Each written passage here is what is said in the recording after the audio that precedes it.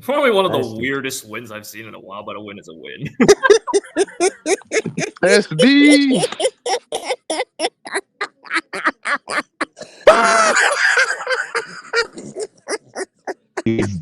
I miss this so much. I miss this so much.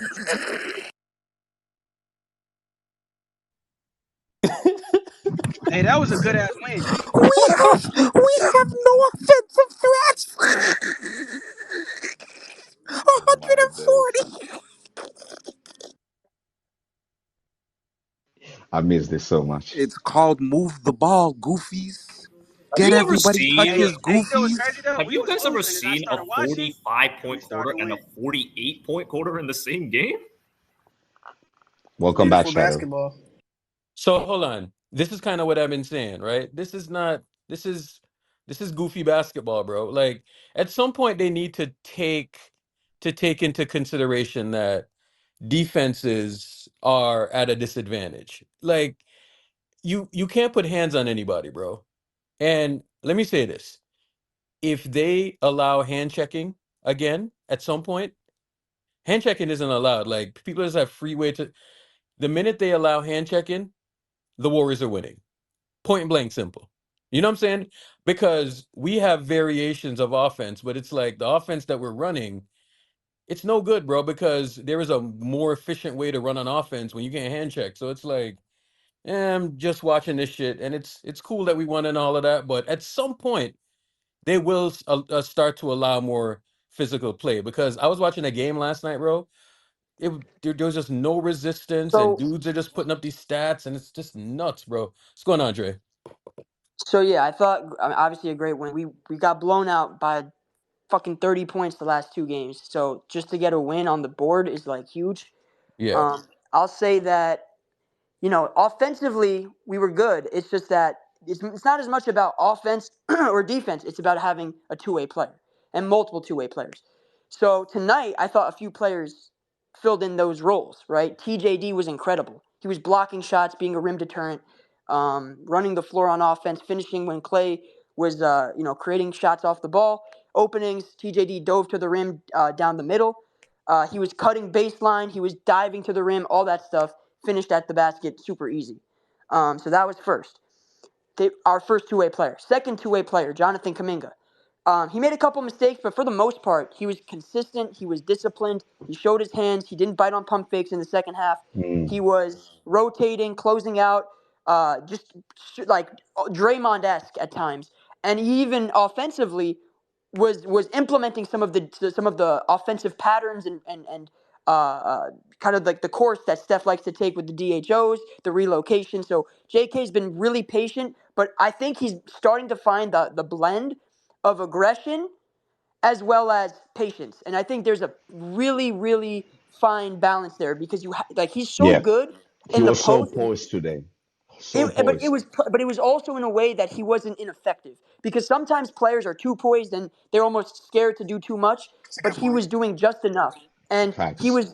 his balance, his understanding of like when to attack versus when to pass, his understanding of how to defend without fouling has taken leaps and bounds this season, and this is exactly why I'm very cautious to trade him. Jim and I actually disagree on this. I'm very, or not necessarily disagree, but we've had this conversation, this debate for a while, which is I'm not sure I want to give him up in a Siakam trade if Siakam is going to end up being a rental. It's a very tricky prospect. If Siakam's signing here for 4 years, then you make the move. But if he's a Facts. rental, I have to pause a bit because of nights like tonight, and even the last month, J.K.'s been incredible. You just can't deny that. And so on both ends, and in terms of rebounding, his connectivity, all of that.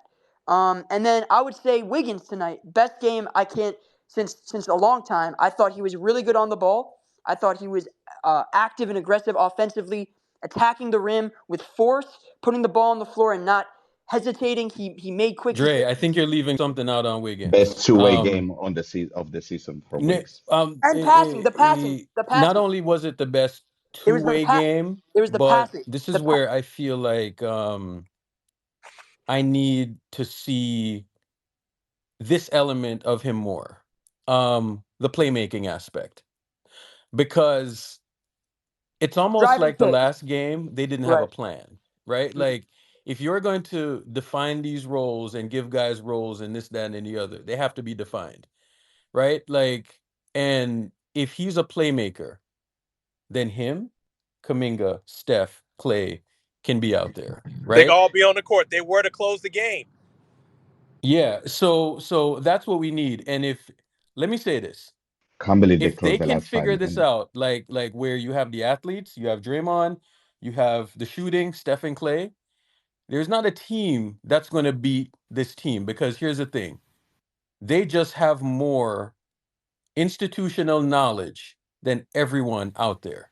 Point Like, I blank just simple, really right? want to So see what happens when Wiggins, Kuminga, and Draymond are on the floor together. listen. They Steve Kerr was closed the just last throwing 5 them out there. minutes.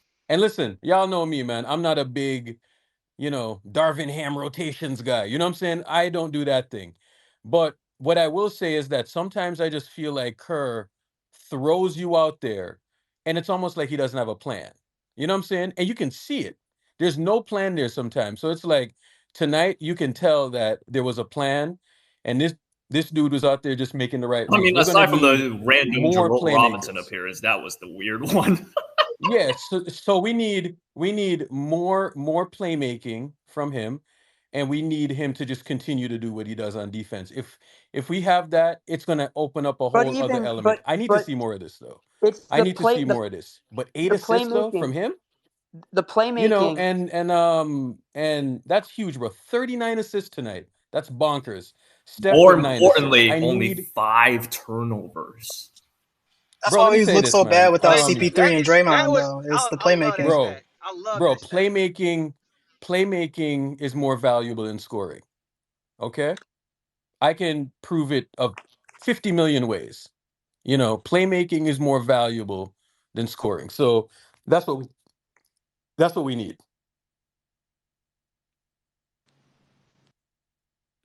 Hey, Urkel, can you hear me? That's true. That's true Yeah, I can because hear when you, we Jim. What's going on? oh yeah, What's up, man? I just want a minute to just go over some things that was really important for this game. You want some music or no? Some good things and some bad things. I don't need any music. All right, brother. So, and this is something that I've been begging for, and this is the last video that I made. The solution for the Warriors' biggest problem. Their biggest problem is defense. They can't get stops, especially down the stretch of games.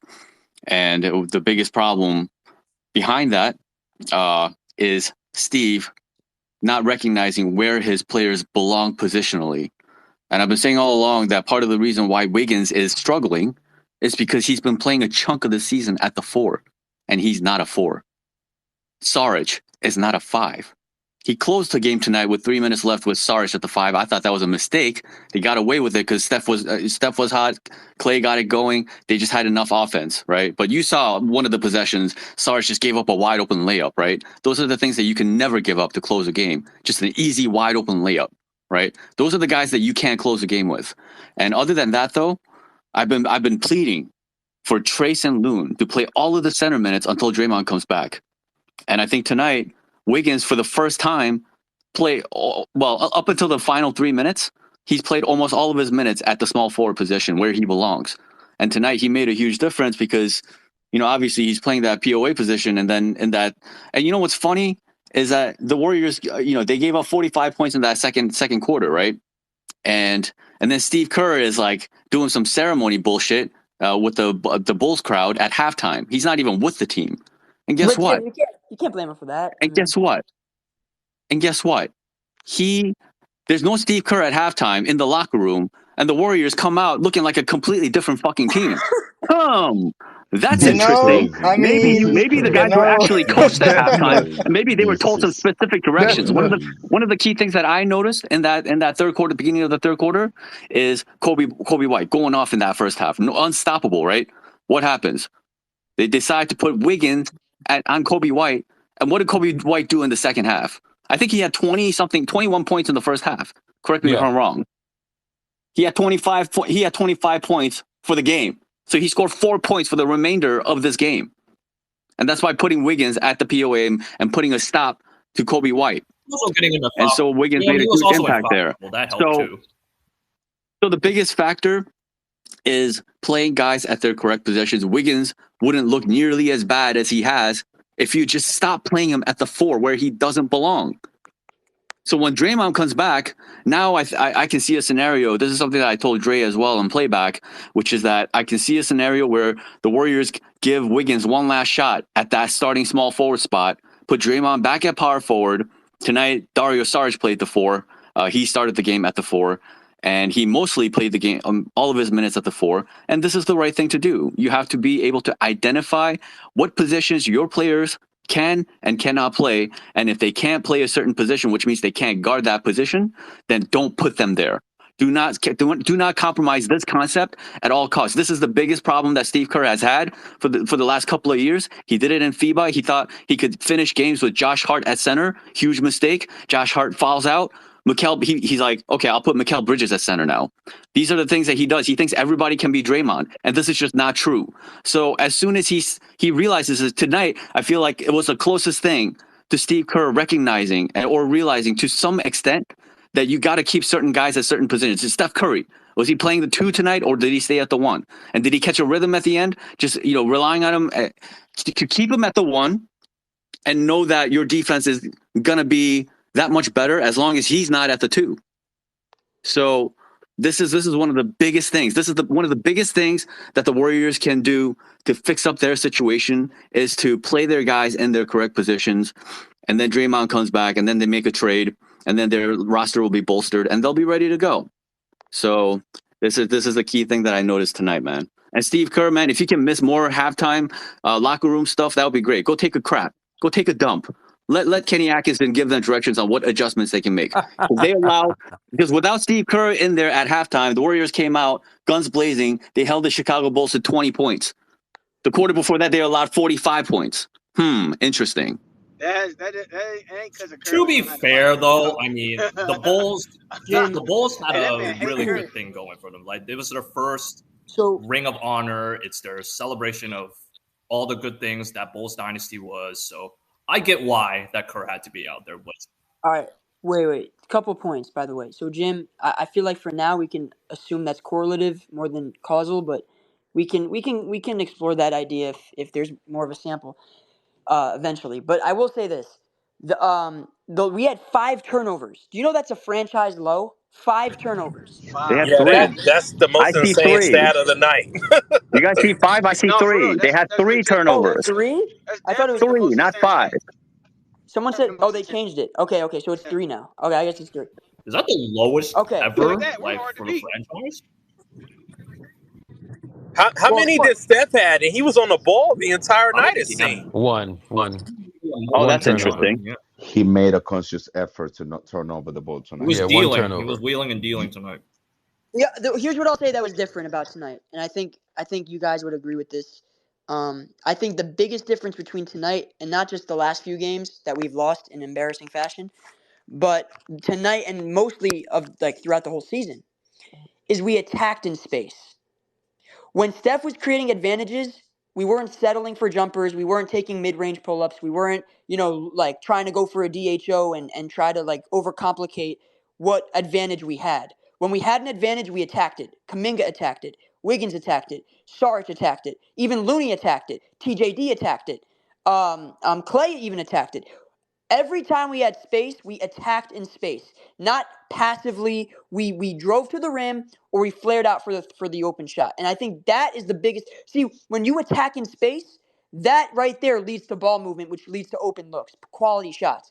So it's all about continuity. It's all about chemistry. But how do you build that? You have to have an advantage, and then you have to be able to attack and take advantage of the advantage, and then that leads to ball movement and open shots. So that we got to do more of that. We're gonna play a Bucks team tomorrow night. They're not a highly ranked defense.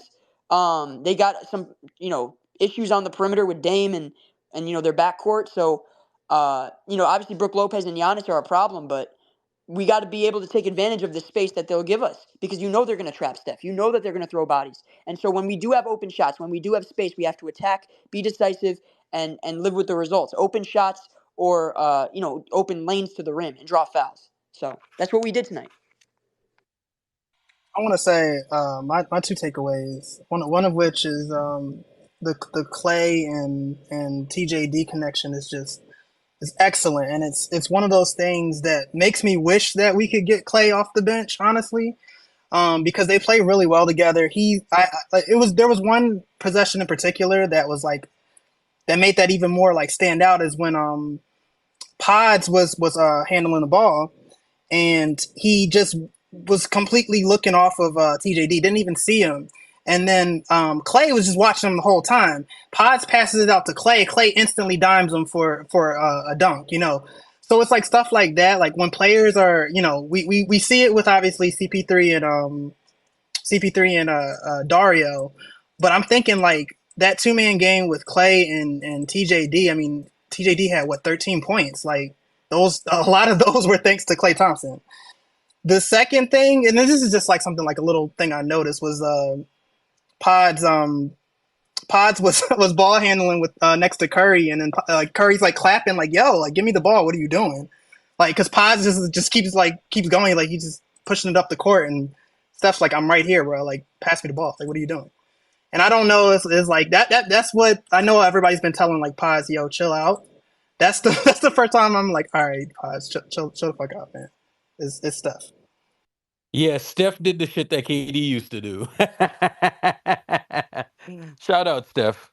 Damn, like the passiveness the last couple of games was pissing me off. Like that is a result of just being passive. You know, like sometimes you just have to just go get the fucking ball. You know what I'm saying? And Yes, again, sir. what I saw tonight is that the ball hit the paint multiple times, advantage created, open shot, right? Like that happened multiple. None of the fuckery, right? Because here's the thing. I'm gonna be honest with you. I started off by saying that there is a certain way NBA offenses are the most efficient, and the way that we're running offense, it's not it's not conducive to what is happening in these conditions right now. You like look at every NBA game right now. Every team has an advantage because they're doing that. Let me tell you this, and I promise you will it will happen. And remember when I said this, there will be a time when those offenses aren't working anymore. Okay. And then you can go back to the other shit, right? But you cannot run that shit right now.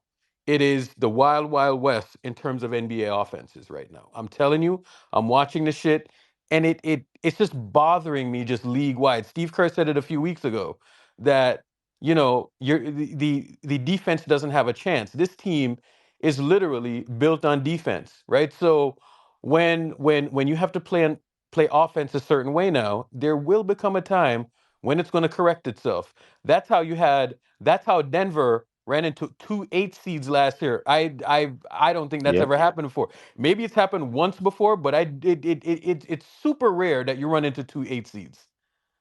You know, and Urkel, that Are you right saying Urkel, there like is you saying do we when variability, they stand this allow bro. more matter though? physicality, right? Urkel.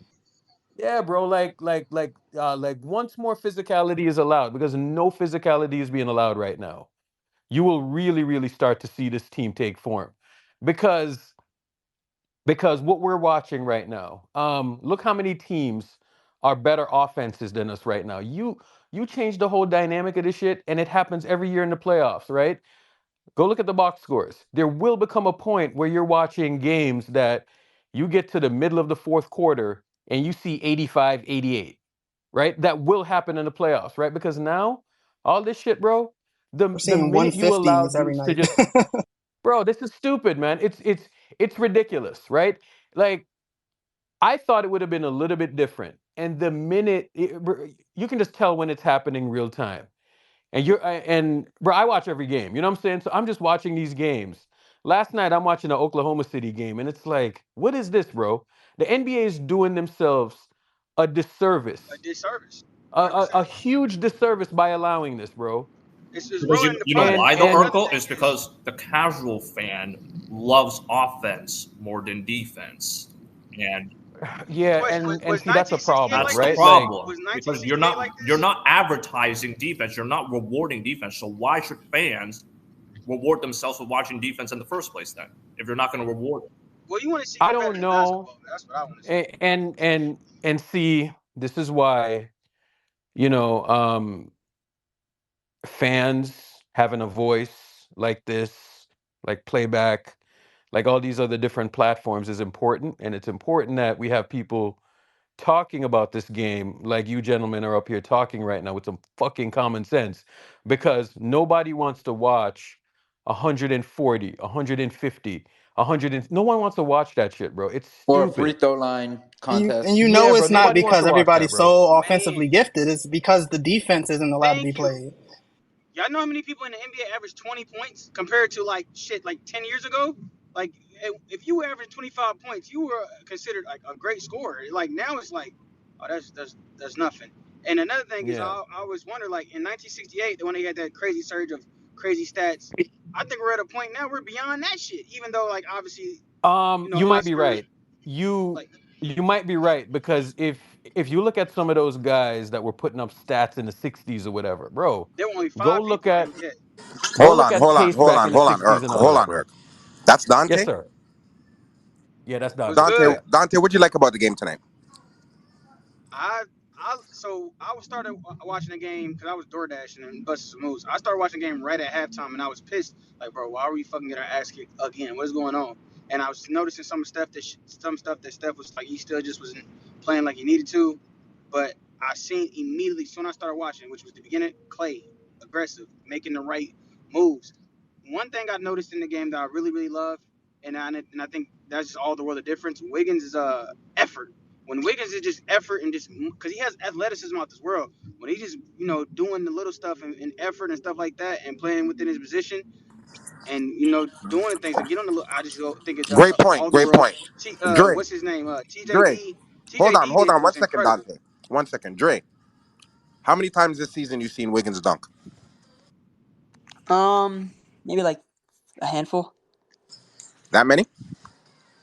Uh, I I mean, I can't even remember to like keep it honest. 3 or 4 maybe. Okay. Did he dunk tonight? He had one, I think, or two. Okay. Something Yeah, changed, didn't it? you put the battery in his back. Not even. No. Something changed. Urkel, something changed. Yeah, Trade yeah, yeah. rumors. Trade rumors. You No, got no, Nah, no. No. brother. But you want an exclusive? Andrew Wiggins ain't got to be worried about trade rumors. this season. He has how many? Let me check. Actually, officially he has 14. Yo, That I can remember. Shadow, give us I'm another so gem, glad you because I back. think I know where you're Yeah, going with No, no, this. no, Go no. ahead. We don't ain't got it. Oh, Shadow, you're I not would love dropping the Yeah, gem. Hold up. Are we waiting for Shadow, playback nah. for the gem or not? All right. Shadow, I would love to Yes, know sir. your thoughts on the game. Like, I miss your You analysis, know, bro. Welcome all back. my Welcome analysis, back. is simple. Clay played fabulous. Pods was in his role. Pods is not a starter in the National Basketball Association. For newsflash, that's why we were Yep. losing games this year because we had Pods going up against perennial all stars on a night-to-night Thank you. basis, and that's not what belongs. Anybody, all these people twerking for Pods and talking about Pods. Pods is a solid player. He's an amazing player. He's fucking fantabulous in his fucking role, but he is not a starting player in the National Hey, Basketball nigga, did you just say Association. fantabulous? That was Yes, I did, fire. sir. Hold on, I gotta take You that. understand what I'm saying? He's a Yeah, that was hard. fantabulous. He is not a starting player in the Let him National cook. Basketball Association. That's one. Number two, Pods is 6'4", legitly. So on a night-to-night basis, when he's guarding wings, right? Because that's the position he's playing out there. When CP3, him, and Clay are out there, he's playing the wing. He's not playing the two. He's playing the wing. He's out there guarding guys 6'7", 6'8", 6'9". Yes, he's taking charges and he's fantastic at it. But he has a lot of work to do because you need experience, you need reps, you need know-how. So there's things that you just don't know. Draymond's athleticism is left in Saginaw, Michigan. But guess what? He has savvy, he has wisdom, he has wit. He's been out there before, so he knows where to be, when to be, how to be, people's makeup. He watches film, Hey, did you and it just is say what his it is. athleticism was left in Saginaw, Michigan? 100%. Let So him again, cook. Jim brought up an excellent point. People are in their position. So when people are out of positions, they slide down and everything gets thrown off. That's one. Number two, did you like? Yes, we can harp on players and nitpick at players, but at the end of the day, the offense was messing up with people's one efficiency, two their shots, three on their productivity. Clay's productivity is down. Steph's productivity is down. Has been down for like a month. Wiggins' productivity has been down, and as tremendous as Kuminga has been playing, he averages 12 points a game. So his productivity could be better. And I don't think it's a fault of everybody's of their play. I think it's they're not put in the right positions to win. Because when the Bulls were playing, they were getting their shots. Everybody was getting to their spots. Drummond was in his role in a dunker spot. He was flashing, bum baseline, and getting everything he wanted, dunking, getting rebounds, boxing out, doing what he do. Everybody got to be a star in their role, and Pods is a star in the role. So, in my personal opinion, I hate to sound like Jim, but the coaching has been atrocious this year. The coaching has been atrocious this year, and that is the reason. And to be honest, makes people look worse. It's messed up. And it's messed up people's analysis of the game, so it tightens everything and makes things look worse. Just because you haven't seen a player do it doesn't mean they cannot do it. Wiggins had 8 assists tonight. I'm not even talking about the points, because mind you, Wiggins went from 13-14 shooting 13-14 points to shooting 5-6 when he was coming off the bench in games. Shadow, yes, he was having 3 points, but he was going 1 for 5, 2 for 6. He wasn't getting his shots. And in this situation, I think the key of the game is everybody has great points, but it's the start. We didn't get down 19. We didn't get down 13 in the first quarter. We started off the game correctly. So it was a game. And if you have the game close and you put the ball in Steph's hands, good things happen. Simple as Shadow, what about the African though? Oh, Kuminga's tremendous. Tonight. Yes. Tonight he was amazing. Bro. But at the end of the day, he was amazing. But at the end of the day, he was a spark, because as much as people don't like CP, he does create and make offenses better. So the playmaking, everything was there. So they didn't have a go-to guy to go get a bucket. You understand what I'm saying? It's not like Kuminga is going to go turn around like Mike and be like Kobe. He's going to bully his way to the basket.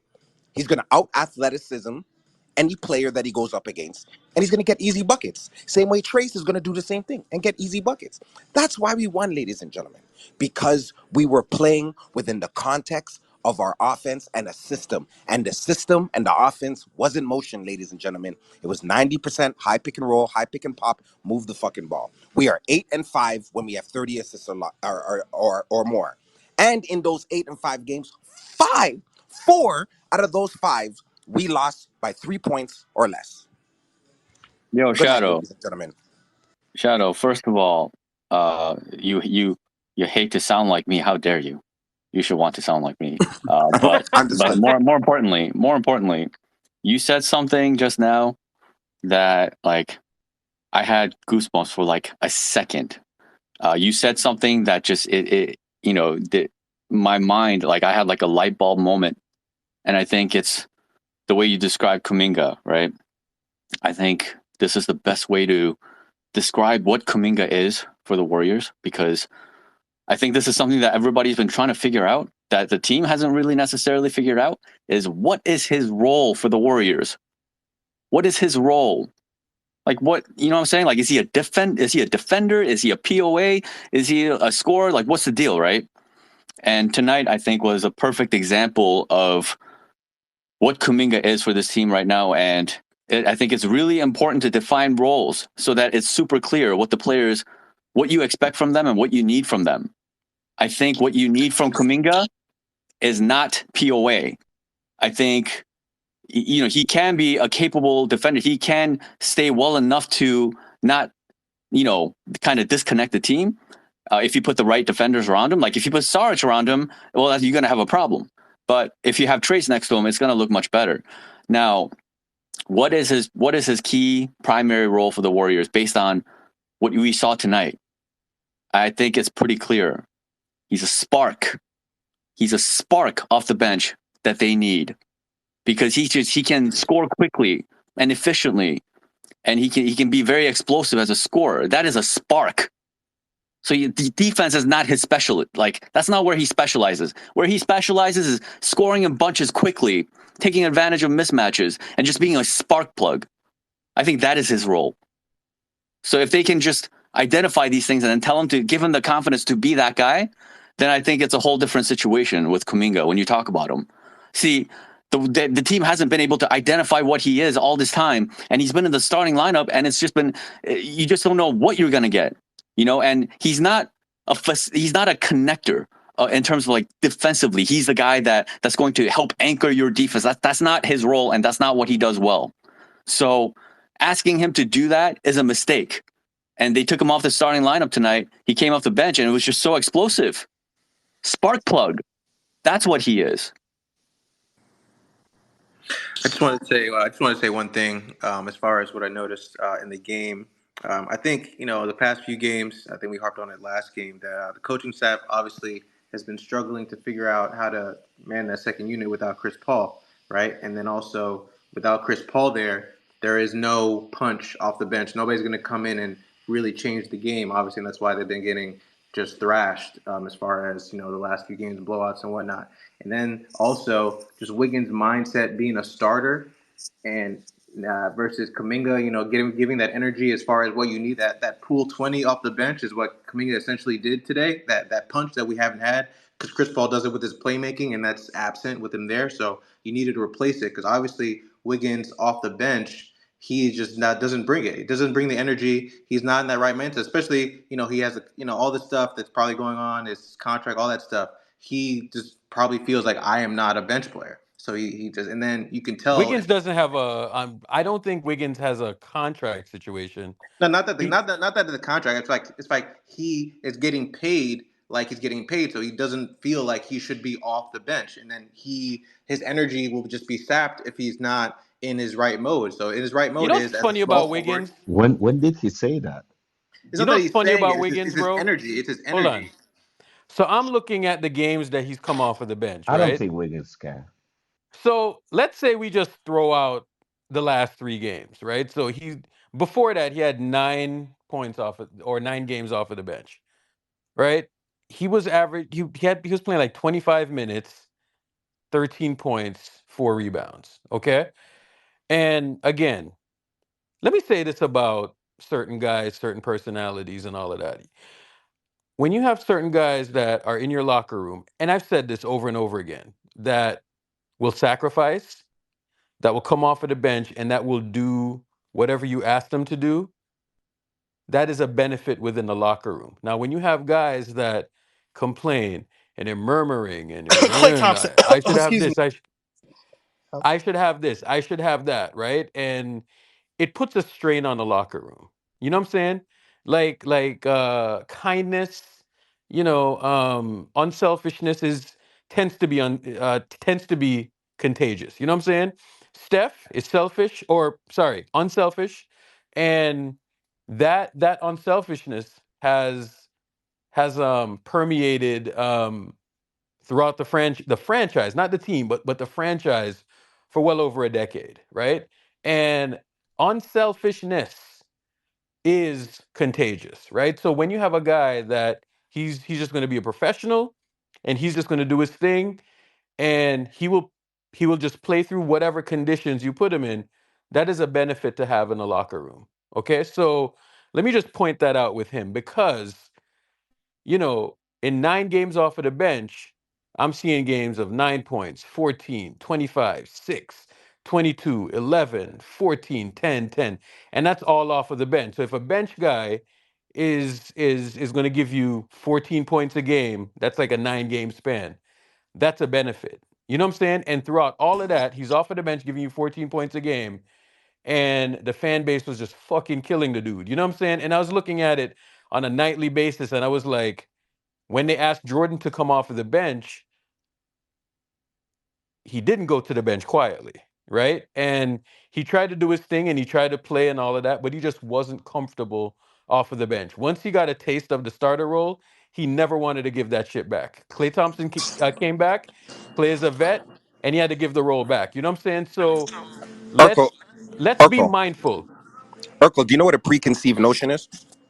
Sure, absolutely. Okay. Yeah. If I place a thought in your head before you see something, and I constantly place that thought, when you see that thing, if I can constantly place a thought in your head like, oh, my dog is so beautiful. My dog is so beautiful. That's called I have the confirmation greatest dog. bias.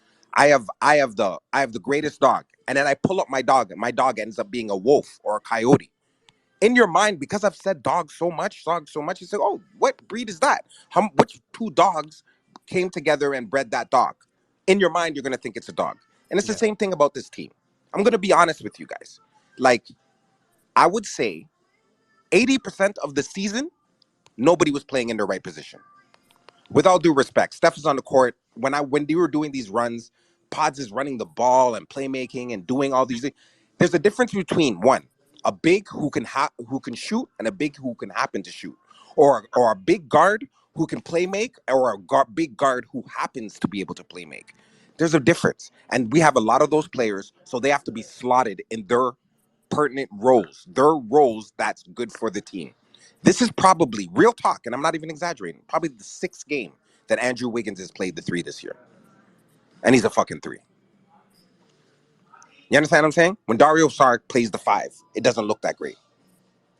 When he plays the 4, and he gets to stretch the floor, and he gets to match up against 4s, and does what he does, that's why everybody's crying, oh, we can't rebound, we can't do this, we can't do that. We're getting killed down low, we're getting killed, because the switches, and when you switch, and you have these small guards on wings, you're going to get killed. You understand what I'm saying? So that is a situation that I will tell you, a divulge, that what's happening today, it was on purpose. None of this was by accident. This was a conversation that everybody had, that everybody got their roles slotted in. And now you're going to see going forward, everybody playing in their proper role and the ball moving and not sticking. Well, everybody saw Clay play today, and he played amazing. Why do you guys think Clay played so good today? Clay had 6 assists today, bro. Pardon? Say that again? Me? Why did Clay play so good today? Because he was a 2 instead of a 3. I think that these injuries and stuff, like these people out, are only exacerbate that problem too of like playing guys out of position. Like, I think that's been a big part, and we've never been whole, pretty much. And you know what happens? When you play guys out of the position? People start doing things they don't usually do, trying to get off. Clay's seeing a bigger wing, he's trying to take him off the dribble. Everybody and their mama knows Clay's not put the ball on the deck. And there's nothing wrong with saying this. But guess what? Clay putting the ball on the floor is a mediocre player. Clay, catch and shoot, sitting in the corner, is a motherfucking all-star, ladies and gentlemen. I hope you know that. So he has to embrace his role as being a catch and shoot too, because that's what he is. Because when you was catching and shooting today, how good did Klay Thompson look today? Amazing. When Clay's trying to put the ball on the floor, beat his man off the dribble, and do all that, how does Clay look? When Clay's playing the 3 and gets switched up on the 4 and he's getting cooked and people's looking at the defense, how does he look? He doesn't look that great. But when he's playing guys his size or smaller, he can cover space, lead guys into help, and it's a smoother transaction. Everybody just got to play their role. That's it. Moral of the story. This has been the entire fight this whole season, is playing guys at the right positions, and not doing that is what's been killing the team. Even when they were winning games early in the season, those game winners and whatever, things were not going well. They just managed to win it by a single point. And you're just gambling the game when your defense is not reliable because you have the wrong guys playing the wrong positions. So, yeah, I agree. Klay Thompson at the 2. He should just stay exclusively at the 2. Steph should stay exclusively at the 1. And Chris Paul, if he had just been playing the 1 the whole time and not next to Steph, and he's just off the bench doing his thing, it would have been totally fine. But because Steve wasn't able to figure that out, is why I've been campaigning for the need for Chris Paul to be gone. It was Steve Kerr, Pods, Clay, and Steph. 4 guards on the court. It's insane. You understand what I'm saying? 4 guards on the court, and people were wondering why. Also, why in the world did Jerome Robinson get minutes tonight? That's insane, because bro. Steve Kerr's stealing minutes. He's trying to be outsmart the next coach. Bro, Jerome Robinson, this guy, this is not an NBA player, bro. He should not be playing for a championship caliber team, ever. They need to drop him. He is terrible. He was minus 8 in 4 minutes. That's what killed him in the second quarter. His presence. He's the next two up.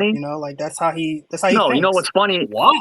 No, you know what's funny? Play Lester or Gui. They're 2-way. There's other 2-way guys on the team. FYI. Well, he's literally talking about I need to play 8, 9 guys so that people are more in rhythm. And he's like, that's part of the reason why Moody has been playing. So you can't play Moody because you want to play 9 guys. But then there's 9 guys literally in rotation tonight, but you needed to add a 10th man, and his name is Jerome Robinson. The Hey, guy's a scrub. Jim. What's the status on Moody? Do we know? He's out for at least the next 4 games. Out I for put 10 it. days. He'll be I don't reevaluated in 10 think days. he's Did they I put it say on the the he's not with the jumbotron. team right now on this I put it on program. the jumbotron. Did I miss It's this? But did they say the grade of the calf strain or Yeah, I'm grade listening? 1. A it's grade Grade 1 one? calf strain, yeah. okay. Okay, It's all not right. terrible. It's on the jumbotron. It's on the jumbotron. He's just missing Okay. the I'm sorry, rotator. I missed that. But The It's it's next the 1 to one. 2 lower calf weeks. though, guys. So that's a different story. Yeah. It's the lower, and you know what the lower calf is. That could lead. Yep. We saw Is the that worse KD or better? situation. When you start It's compensating it worse. and doing all that, Cannot then it mess gets with crazy. that. Can't mess with that. You gotta be extra careful. Yeah. Looks like Dario should have been in the starting lineup with Draymond missing all along, to be honest with you, because he's at power forward. I mean, tonight he had 12 points on 6 shots, 7 rebounds, 6 assists, 2 steals in 28 minutes. Again, I didn't like the closing minutes at the center spot. He gets lost out there when he's a center, but as a 4, he's pretty good.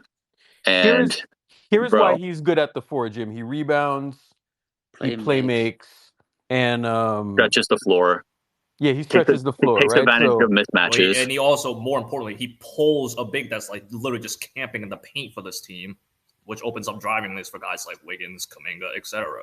Like, duh. Jim, No, let he me doesn't ask you pull this, anyone. right? So Pods played 27 minutes off of the bench.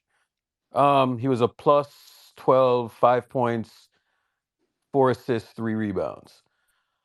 How do you feel about him running the second unit now that Chris Paul is out for, I don't know, 4 to 6 weeks? He's been struggling for the last 3 games. I think he's shooting like 5 of 25 or something like this over the last 3 games, and that's pretty bad. I think that he needs to get more comfortable being on the ball, and Steve Kerr needs to allow him to be more himself, allow him more pick and roll, to create off the pick and roll rather than trying to use him off the motion. He's much worse in the motion than he is as a pick and roll player. So if you want to empower him and enable him, you have to do that. But at the same time, right now, Corey Joseph is still in the equation, and it's because Steve Kerr wants to take that away from Pods and let Kojo control the offense. Let me say this about Pods, Jim. What year did he leave college? Did he leave after his second year? Yes. Okay. So he played his first year at Illinois, correct? Yeah. I don't think where he didn't play. He played like 4 minutes a game. Yeah, so he played like 4 minutes a game. He played 16 games. Then he transferred to Santa Clara, correct? Okay, Yeah. so when he went to Santa Clara, he played 32 games. And he started, I think he started, I don't know, like 32 games, something like that. He had 19 points, 4 assists, 9 rebounds. But he played 32 games. Okay, let me say this. It's January, okay? When guys, I've seen this with rookies over and over and over again, right? This is why I would say, hold on, he's a rookie. And a part of the reason why I'm saying, hold on, he's a rookie, is because you haven't been through an entire NBA season yet, right? So think of it like, you train for a half marathon and you're running that 13 miles or whatever. And then you train for a half marathon, but you actually need to run a full marathon. What do you think is going to happen to you after you run the first 13 miles? You have no legs. You're just gasping. Exactly. You're going to hit a wall. You know what I'm saying? So this NBA season, think of it like a marathon. So if your body is used to playing 32 games, and then all of a sudden you have to play 82 games all of a sudden, right? Like eventually your body is going to hit a wall, and then it's up to you to fight through that wall, right? So rookies are going to struggle, and I think you're starting to see some of the effects of that. Also, we are teams now that they have tape on them, they have more tape, and I'm sure he's getting scouted, and teams are looking at tendencies and all of that stuff, right? That's happening, right? So, again, we can get excited about a guy and all of that stuff, but again, he has to fight through that wall, and that's one of the things that he's going to Yeah, of struggle with. course, of course. TJD is going to struggle with the same thing as well. So Yeah, they just this need is why, reps. They need reps. yeah, bro, they just need reps, and they need to give their body a chance to fight through this, because ultimately that's what they're going to have to do. You know what I'm saying? I ran track in high school and college and all of that stuff, right? And once you go up in distance, your body has to get used to it, right? Like you can run 100, but once you touch that 400, bro, it's a whole different ball game. You know what I'm saying? Facts. So if you're used to running 100 and now your coach asks you to run the 4, guess what's going to happen? When you get to the finish line after running that 4, you're going to fucking vomit, bro. Right? Because your body's not used to it, right? Have you ever I run a have. 400 and vomited I before? have. It feels After like a your meet. soul Yeah, left I your used to body, do cross right? country and track. That Yeah, shit bro. sucks. So It's a so big difference. yeah, so you have to, one, have the strategy to run that race, right? Like know when you're gonna when you're gonna blast from when you're gonna like go around 80-90%. You know what I'm saying? So there's a strategy to this race. There's a strategy to manage the NBA season. And that's why you see older guys like the Kobe's and the Bron's and the Stephs, right? You see them kind of, level down at a certain point, and then towards the end of the season, they kind of amp up, right? Like there's a mental thing with how you manage a season, right? So, you know, sometimes we just have to take it easy, and realize where we are and what we're doing. Now, this is the thing about our season. Our season has been full of monkey wrenches, bro. We've had monkey wrench after monkey wrench after monkey wrench thrown into our season, right? So, what's going to happen now is we're going to see the true character of this team, because one, not only are we fighting the dreaded trade rumors, two, we have some guys that are out. Three, there is some perception issues, and four, there might be some locker room stuff going on that they need to iron out. You know what I'm saying? So once they iron out those things, let's see what happens after this, the next couple of weeks, and then we can come and we can reassess. You know what I'm saying? But again, I mean, I always warn about this. Like life is not linear. You know what I'm saying? The NBA season is not linear. And you can improve, you can do this, you can do that. But let me tell you this, there ain't no silver bullet. You still have to figure out how to play basketball together. This team, the reason why they're not playing well, I would say 70-80% of why they're not doing well and why they're in the spot that they're in is because they're not playing together, especially on defense, right? Offense can take care of itself, but the defensive part of it is why they're getting cooked. Urkel, do you know Draymond Green's played 15 games? That's atrocious, bro. He's one of the best defenders ever. And how many games are we already into the season? Wasn't this the 38th or something? So we're almost halfway through the like, season, and Draymond only played 15 come games? on, man. It's 20 15 games, bro? Brother, this is what I'm trying to say. Like, at the end of the day, we can make grand assumptions. We could do whatever we want. We could talk about whatever we want about the team. But if Draymond Green is a first ballot Hall of Famer, he's a generational defender. Nobody would disagree with that. When I mean generation, it means the best defender of our generation. He's in the top tier of top tier as a defender. Even though he's lost a step, he wasn't doing whatever.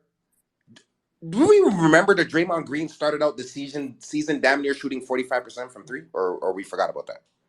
Pepperidge Farm remembers. Okay. I think the first thing is he's actually having a good year. Okay, so all I'm going to tell you is, you remember the days when Draymond Green didn't play? Like, we remember 2021, 2022, like Draymond Green went down with an injury. We threw away the towel. Like we said, forget about it. Like, remember, like towards the end of the season, and remember March of 2022 when everybody's panicking, the Warriors went 5-11. Draymond Green was out and he was injured. His back was in Saginaw, Michigan. Remember that, guys? It's like he's kind of important. And the level of importance. Remember, we never used to talk about second options and this. We used to say the most important player. We used to talk about the level of importance, and Draymond Green was that guy. Guys, don't forget, he makes a huge fucking difference when he's on that court. Don't you guys forget. Realistically, I mean, he I was really the think I second. really think the only people that don't think he's important are people like out from the outside who just don't No, like him. bro. Come on, man. Come I on, mean, there bro. are people inside as well. I think a lot of people are just really This fan mad base about is all the having stuff that happened. a No, I connection, agree. dog. Like, let's just be I real, agree that man. there's been some friction there, but for me, I've always like known like it's more so frustrating when he sabotages himself. Brother, is Draymond been a bozo? Of course he has. Has he been dumb and never mind, he's played 15 games and I think he had 3 or 4 ejections. So in reality, he's played like 11 games. Yeah. And we're judging this team when the generation's best defender, he's this generation's Dennis Rodman. In reality. Who helped the Spurs, helped the Pistons, helped the Bulls. He's not playing on our team. Not to and mention, we're making Shadow, these grand assumptions. We can't do that, bro. Because Yo, you know not to what he mention, does? He lets Steph be in his right ilk. He has Clay being where he needs to be, catching, shooting in the corner, not doing too much, helping, communicating. He's our backline defense. Like, in all this season, have you seen any talking on the Warriors? Communicating? People in the back? nope. Switch. Ball. Hedge. Ice. Bill. Go. Down screen. Spick. Watch your back. I got you. Have you heard that? Guys have been mic'd up this season. They don't even play the Warriors. They don't even play what the Warriors are saying. Why? Because they're not saying nothing on the court. And if anybody's played organized ball, communication is the number one thing. You got to communicate. You got to be a coach on the floor. And Draymond Green was our coach on the floor. So, guys, if you guys pull up the defensive rating, I'm pretty sure 2 or 3 points in the defensive rating has us a lot better. Could be making grand assumptions, but I think 2 or 3 points has us in the mix to be close to the top 5. And I think Draymond Green does that. I think. I don't know. He hasn't played at all with Trace, man. History would tell me that. Yo, Shadow. Yes, So sir. I'm new around here, so I've heard a lot about you, but I wanted to talk about that a little bit because this is something I've been bringing up a lot. I know that a lot of people are really upset with Draymond, and rightfully so. He's done a lot of dumb shit over the years, especially as of late. But this team, just as much as it's built around Steph, it's built around Draymond. With Draymond being out this year, we've had to endure the lineups that we've seen because they're trying to find makeshift ways to get Steph going. If you look at reports, they're talking about how the Warriors have been struggling to find Steph off the ball. And guys who can't understand like his off-ball movement, the way that he does the play after the play kind of thing. And then you start to see him being passive. I mean, he's always had that tendency, but more than ever this year, right? And the thing about Draymond, he fills so many holes. Pause. Right? He, for one, we don't have to run the 2 point guard lineups because he's the other point guard in a sense, right? He's the other playmaker. But he also gives us versatile positional size. So then and then on top of that, he anchors our defense. He's the coach on the floor on both ends, right? He's talking. You're bringing up great points, brother. He gets everybody engaged. But the part that a lot of people miss is that this is not like a quote unquote motion system. It has like motion principles, obviously.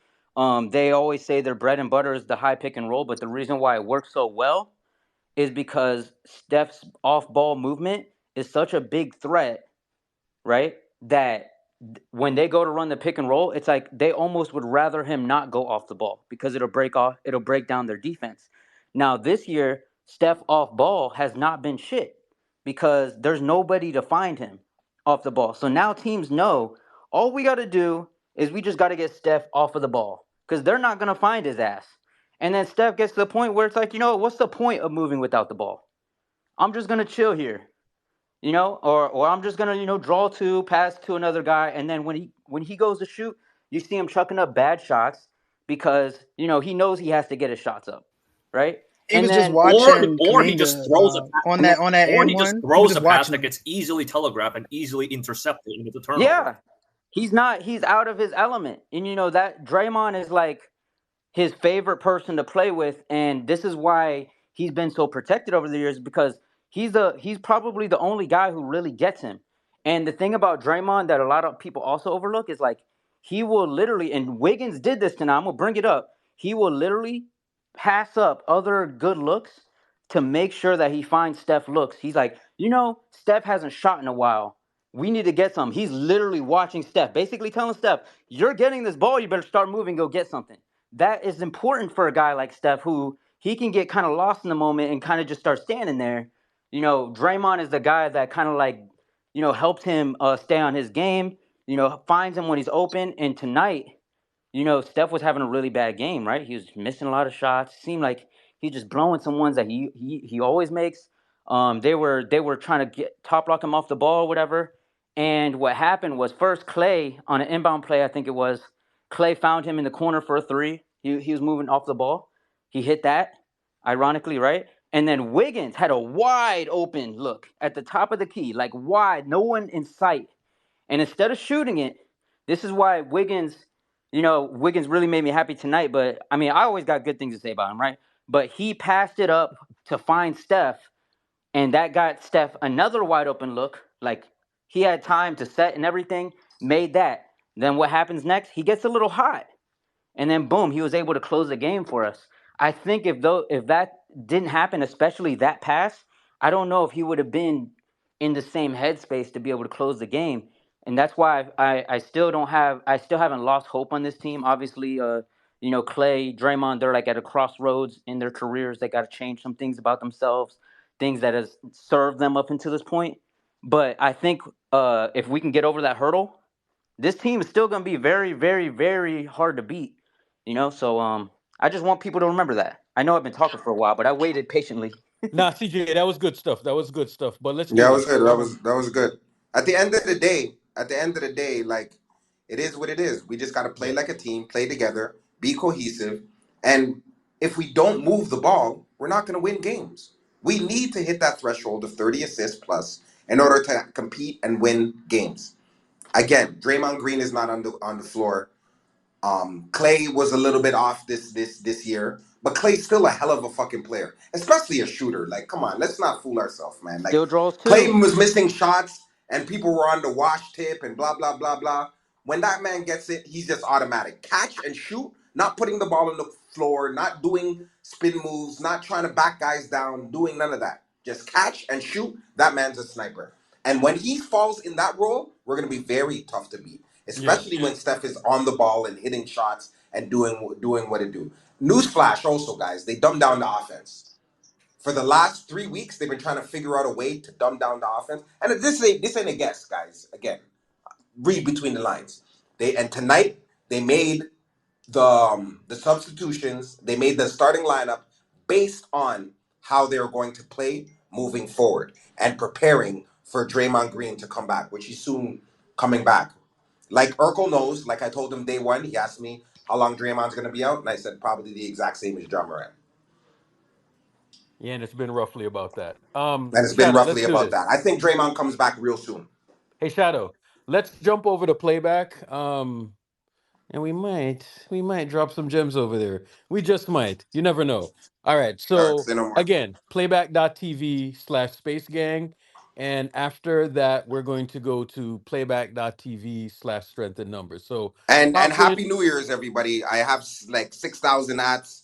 I can't even see. My DMs are crazy. Like, so it's been 3 months of DMs. So I'm well over 1,000. All it says is 1,000 plus. That's all it says. It doesn't even have a Shadow, number. every day somebody asks me about you, bro. So Yeah. So I'm very again, happy that you're back. if I don't get to your DMs because I can't see them, Happy New Year. I appreciate you guys. Good looking. It is what it is, man. Don't give up, man. I think we're in a good space. The same way, 6 games in a row, when our losing streak put us in a slide, six game winning streak can turn this bitch right around. All right, y'all. Playback.tv/Space Gang. See y'all over there.